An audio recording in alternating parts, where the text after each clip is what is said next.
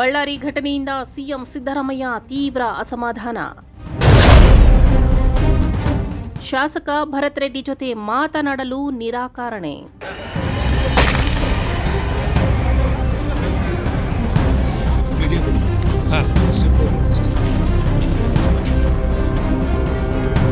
ಬಳ್ಳಾರಿಯ ಬ್ಯಾನರ್ ಸಂಘರ್ಷ ಈಗ ರಾಜ್ಯ ರಾಜಕಾರಣದಲ್ಲಿ ಹೈ ವೋಲ್ಟೇಜ್ ಕಂಪನ ಸೃಷ್ಟಿಸಿದೆ.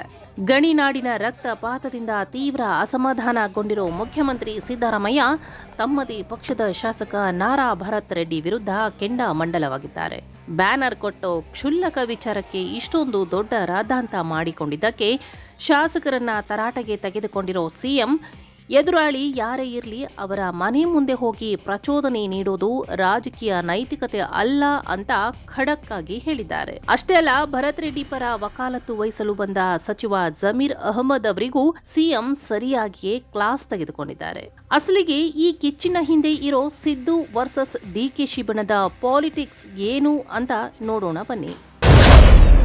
ಜನಾರ್ದನ ರೆಡ್ಡಿ ಮನೆ ಮುಂದೆ ಬ್ಯಾನರ್ ಕಟ್ಟಿದ್ದು ತಪ್ಪು ಎಂದು ಬಹಿರಂಗವಾಗಿಯೇ ಅಸಮಾಧಾನ ವ್ಯಕ್ತಪಡಿಸಿದ ಮುಖ್ಯಮಂತ್ರಿ. ಡಿಕೆ ಶಿವಕುಮಾರ್ ಬಣದಲ್ಲಿ ಗುರುತಿಸಿಕೊಂಡಿರೋ ಭರತ್ ರೆಡ್ಡಿ, ಜಮೀರ್ ಮಧ್ಯಸ್ಥಿಕೆಯನ್ನ ತಳ್ಳಿಹಾಕಿದ ಸಿದ್ದರಾಮಯ್ಯ. ಒಂದು ಕಾಲದ ಗಣಿ ಉದ್ಯಮದ ಆಪ್ತ ಗೆಳೆಯರಾಗಿದ್ದ ನಾರಾ ಮತ್ತು ಗಾಲಿ ಕುಟುಂಬಗಳ ನಡುವೆ ಈಗ ಆಧಿಪತ್ಯದ ಕಿತ್ತಾಟ. ದಶಕಗಳ ಕಾಲ ಸೌಜನ್ಯದ ರಾಜಕಾರಣ ಮಾಡಿರೋ ಸಿದ್ದರಾಮಯ್ಯ ಅವರಿಗೆ ಬಳ್ಳಾರಿ ಘಟನೆ ದೊಡ್ಡ ಆಘಾತ ನೀಡಿದೆ. ಸಚಿವ ಜಮೀರ್ ಅಹಮದ್ ಅವರು ಘಟನೆಯ ಬಗ್ಗೆ ಮಾಹಿತಿ ನೀಡೋಕೆ ಬಂದಾಗ ಸಿಎಂ ತೀವ್ರವಾಗಿ ಕಿಡಿಕಾರಿದ್ದಾರೆ. ನನ್ನ ಇಡೀ ರಾಜಕೀಯ ಜೀವನದಲ್ಲಿ ಇಂತಹ ಕ್ಷುಲ್ಲಕ ಕಾರಣಕ್ಕೆ ಇಷ್ಟೊಂದು ದೊಡ್ಡ ಗಲಾಟೆ ನಡೆದದನ್ನ ನೋಡಿರಲಿಲ್ಲ ಅಂತ ಬೇಸರ ವ್ಯಕ್ತಪಡಿಸಿದ್ದಾರೆ. ಶಾಸಕ ಭರತ್ ರೆಡ್ಡಿ ಅವರು ಜನಾರ್ದನ ರೆಡ್ಡಿ ಮನೆ ಮುಂದೆ ಬ್ಯಾನರ್ ಕಟ್ಟಲು ಹೋಗಿದ್ದೇ ಈ ಎಲ್ಲ ರಾದ್ಧಾಂತಕ್ಕೆ ಮೂಲ ಕಾರಣ ಅನ್ನೋದು ಸಿಎಂ ಅವರ ನೇರವಾದ ಅಭಿಪ್ರಾಯ. ವಿಶೇಷ ಅಂದ್ರೆ ಭರತ್ ರೆಡ್ಡಿ ಅವರು ಜಮೀರ್ ಮೂಲಕ ಸಿಎಂ ಜೊತೆ ಮಾತನಾಡೋಕೆ ಪ್ರಯತ್ನ ಪಟ್ಟಿದ್ದಾರೆ. ಜಮೀರ್ ಅಹಮದ್ ಅವರು ಭರತ್ ರೆಡ್ಡಿಗೆ ಫೋನ್ ಮಾಡಿ ಸಿದ್ದರಾಮಯ್ಯ ಅವರ ಕೈಗೆ ನೀಡೋಕೆ ಹೋದಾಗ ಸಿಎಂ ಅವರು ಫೋನ್ ತೆಗೆದುಕೊಳ್ಳೋದಕ್ಕೆ ನಿರಾಕರಿಸಿದ್ದಾರೆ. ನಾನು ಆ ಭರತ್ ರೆಡ್ಡಿ ಜೊತೆ ಮಾತನಾಡೋದಿಲ್ಲ ಅಂತ ಕಠಿಣವಾಗಿ ಹೇಳುವ ಮೂಲಕ ಸರ್ಕಾರದ ವರ್ಚಸ್ಸಿಗೆ ಧಕ್ಕೆ ತರೋ ಇಂತಹ ಗುಂಡಾಗಿರಿಯನ್ನ ತಾವು ಸಹಿಸೋದಿಲ್ಲ ಅನ್ನೋ ಖಡಕ್ ಸಂದೇಶವನ್ನ ರವಾನಿಸಿದ್ದಾರೆ.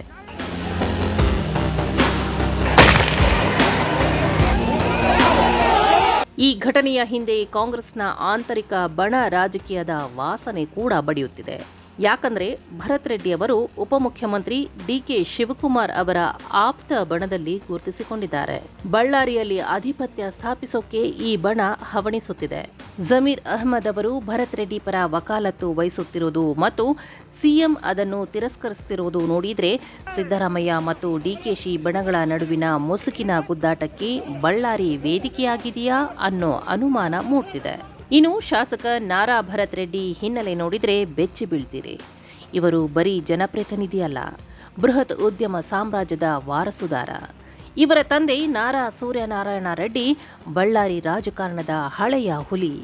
ಮೂಲತಃ ಆಂಧ್ರದವರಾದ ಇವರು ಗ್ರಾನೈಟ್ ಗಣಿಗಾರಿಕೆಯಲ್ಲಿ ಕೋಟ್ಯಾಂತರ ರೂಪಾಯಿ ಒಡೆಯರು.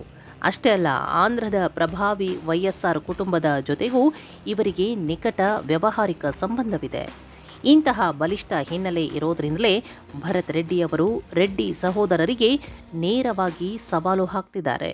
ನೋಡಿ, ನಮ್ಮ ಮನೆ ಹತ್ರ ಬಂದು ನಮ್ಮ ಮೇಲೆ ಮನೆ ಮೇಲೇನೆ ಗಲಾಟೆ ಮಾಡಿ ನಮ್ಮನ್ನೇ ಇದು ಮಾಡಿಬಿಟ್ಟು ಇಲ್ಲೇ ಅವರೇ ಫೈರ್ ಮಾಡಿರೋಂಥದ್ದು ಇಡೀ ಎಲ್ಲ ಮೀಡಿಯಾನೇ ಸಾಕ್ಷಿ. ನೀವು ಬರೀ ಯಾರೂ ಬೇಕಾಗಿಲ್ಲ, ಇದಕ್ಕೆಲ್ಲದೂ ಕೂಡ ನಾನು ಕೇರ್ ಮಾಡೋನಲ್ಲ. ನಾನು ಇವತ್ತು ಪೊಲೀಸರು ಮನಸ್ಸಾಕ್ಷಿ ಅನ್ನೋದಿದ್ರೆ ಕಾನೂನು ಕಾಪಾಡುವಂಥ ದೃಷ್ಟಿಯಲ್ಲಿ ನಾರಾ ಭರತ್ ರೆಡ್ಡಿಯನ್ನು, ಅವ್ರ ತಂದೆ ನಾರಾ ಸೂರ್ಯನಾರಾಯಣ ರೆಡ್ಡಿ ಅವ್ರನ್ನ ತಕ್ಷಣ ಬಂಧನ ಮಾಡಿ ಇವತ್ತು ಕಾಂಗ್ರೆಸ್ ಸರ್ಕಾರ ಪ್ರಾಮಾಣಿಕವಾಗಿ ಪಕ್ಷಾತೀತವಾಗಿ ಈ ರೀತಿ ಏನು ನಮ್ಮ ರಾಮ್ಲೂರ್ ಹೇಳಿದಾಗೆ ಸಿನಿಮಾ ಸ್ಟೈಲ್ ರಾಜಕಾರಣಿಗಳಿಗೆ ಮತ್ತು ಏನು ಜನಪ್ರೀತಿ ಕಳ್ಕೊಂಡ್ಬಿಟ್ಟು ಇಂಥ ಒಂದು ದಬ್ಬಾಳಿಕೆಗಳ ಮೂಲಕ ನಮ್ಮ ಇಡೀ ಹಿಂಬಾಲಿಕರನ್ನು ಜನಾರ್ದನ್ ರೆಡ್ಡಿ ಅವ್ರ ಮನೆಗೆ ಹೋಗ್ಬಿಟ್ಟು ಅವ್ರ ಮನೆಗೆ ರೋಡ್ಗೆ ಚೇರ್ಗಳು ಹಾಕೊಂಡು ಕುತ್ಕೊಂಡ್ಬಿಟ್ಟು ಬ್ಯಾನರ್ ಕಟ್ಟಿ ಅಲ್ಲೇ ಅವ್ರ ಮನೆ ಮೇಲೆ ದಬ್ಬಾಳಿಕೆ ಮಾಡಿ ಬರ್ತೀವಿ ಅಂತಂದರೆ ಇಡೀ ನಗರದ ಜನರನ್ನು ವ್ಯಾಪಾರಸ್ಥರನ್ನ ಹೆದರಿಸಿ